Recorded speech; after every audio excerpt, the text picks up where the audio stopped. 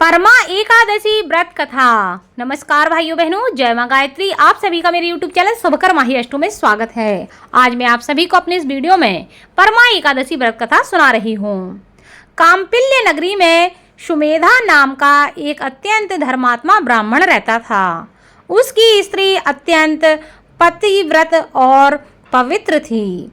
किसी पूर्व पाप के कारण वह दंपति अत्यंत दरिद्रता का जीवन व्यतीत कर रहे थे। ब्राह्मण को भिक्षा मांगने पर भी भिक्षा नहीं मिलती थी।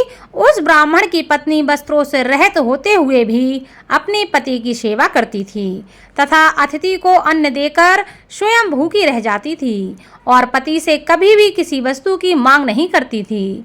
दोनों पति पत्नी घोर निर्धनता का जीवन व्यतीत कर रहे थे। एक दिन ब्राह्मण अपनी स्त्री से कहने लगा, हे प्रिय, जब मैं धनवानों से धन की याचना करता हूँ तो वह मुझे मना कर देते हैं।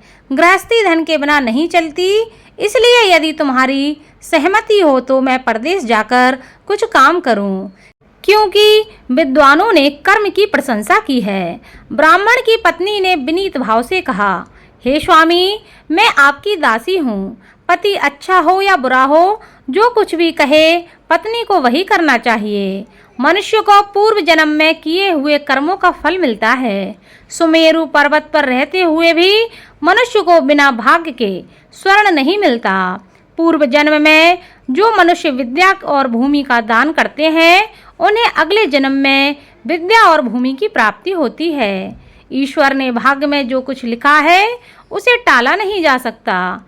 यदि कोई मनुष्य दान नहीं करता तो प्रभु उसे केवल अन्न ही देते हैं। इसलिए आपको इसी स्थान पर रहना चाहिए, क्योंकि मैं आपका बिछोह सह नहीं सकती। पति बिना स्त्री की माता, पिता, भाई, ससुर तथा संबंधी आदि सभी निंदा करते हैं। इसलिए हे स्वामी, कृपया करके आप कहीं ना जाएं। जो हमारे भाग्य में होगा वह हमें प्राप्त हो जाएगा। पत्नी की सलाह मानकर ब्राह्मण परदेश नहीं गया। इसी प्रकार समय व्यतीत होता रहा। एक बार कौंडिन्य ऋषि वहां पर आए। ऋषि को देखकर ब्राह्मण सुमेधा और उसकी पत्नी ने उन्हें प्रणाम किया और बोले, आज हम धन्य हुए जो हमने आपके दर्शन प्राप्त किए हैं। हमारा जीवन आज सफल हो गया। ऋषि को उन्होंने आसन पर बिठाया और भोजन उन्हें खिलाया। भोजन देने के बाद पतिव्रता ब्राह्मणी ने कहा कि हे ऋषिवर, कृपया करके आप मुझे दरिद्रता नाश करने की विधि बताएं। मैंने अपने पति को परदेश में जाकर धन कमाने से रोका है। मेरे भाग्य में आप आ गए हैं। मुझे पूर्ण विश्वास है कि अब मेरी दरिद्रता शीघ्र ही नष्ट हो जाएगी। अतः आप हमारी दरिद्रता नष्ट करने के लिए कोई उपाय बताएं। ब्राह्मणी की बात सुनकर कौंडिन्य ऋषि कहने लगे, हे ब्राह्मणी, मलमास की कृष्ण पक्ष की परमा एकादशी के व्रत से सभी पाप, दुख और दरिद्रता सब नष्ट हो जाते हैं। जो मनुष्य इस व्रत को करता है वह धनवान हो जाता है। इस व्रत में नृत्य, गायन आदि सहित रात्रि में जागरण करना चाहिए। इस एकादशी में व्रत करने से धन वैभव की प्राप्ति होती है तथा पापों का नाश हो जाता है। उत्तम गति भी मनुष्य को प्राप्त होती है। धनाधिपति कुबेर ने भी इस एकादशी का व्रत का पालन किया था, जिससे प्रसन्न होकर भगवान भोलेनाथ ने उन्हें धनाध्यक्ष का पद प्रदान किया था। इसी व्रत के प्रभाव से सत्यवादी राजा हरिश्चंद्र को पुत्र, स्त्री और राज्य की प्राप्ति हुई थी। कौंडिन्य ऋषि ने उन्हें एकादशी के व्रत के बारे में बताया। ऋषि ने कहा कि हे ब्राह्मणी, पंचरात्रि व्रत इससे भी ज़्यादा उत्तम है। परमा एकादशी के दिन प्रातःकाल नित्य कर्म से निर्वृत्त होकर विधान पूर्वक पंचरात्रि व्रत आरंभ करना चाहिए। जो मनुष्य 5 दिन तक निर्जल व्रत करते हैं वे अपने माता पिता और स्त्री सहित स्वर्ग को जाते हैं। जो मनुष्य 5 दिन तक संध्या को भोजन करते हैं वे स्वर्ग को जाते हैं। जो मनुष्य स्नान करके 5 दिन तक ब्राह्मणों को भोजन कराते हैं वे समस्त संसार को भोजन कराने का फल प्राप्त करते हैं।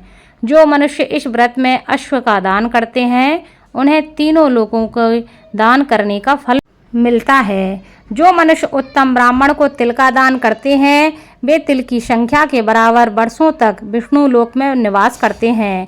जो मनुष्य घी का पात्र दान करते हैं वह सूर्य लोक में जाते हैं और जो मनुष्य 5 दिन तक ब्रह्मचर्य का पालन करते हैं वे देवांगनाओं के साथ स्वर्ग में रहते हैं। हे ब्राह्मणी, तुम अपने पति के साथ इसी व्रत को धारण करो, इससे तुम्हें अवश्य ही सिद्धि और अंत में स्वर्ग की प्राप्ति होगी। कौंडिन्य ऋषि के वचन के अनुसार ब्राह्मणी और उसकी स्त्री ने परमा एकादशी का 5 दिन तक व्रत किया। व्रत पूर्ण होने पर ब्राह्मण की स्त्री ने एक राजकुमार को अपने यहाँ आते देखा। राजकुमार ने ब्रह्मा जी की प्रेरणा से एक उत्तम घर जो कि सब वस्तुओं से परिपूर्ण था उन्हें रहने के लिए दे दिया। उसके बाद राजकुमार ने आजीविका के लिए एक गांव दिया। इस प्रकार ब्राह्मण और उसकी स्त्री की गरीबी दूर हो गई और पृथ्वी पर काफी वर्षों तक सुख भोगने के बाद वे पति पत्नी विष्णु लोक को प्रस्थान कर गए। परमा एकादशी कथा संपन्न हुई।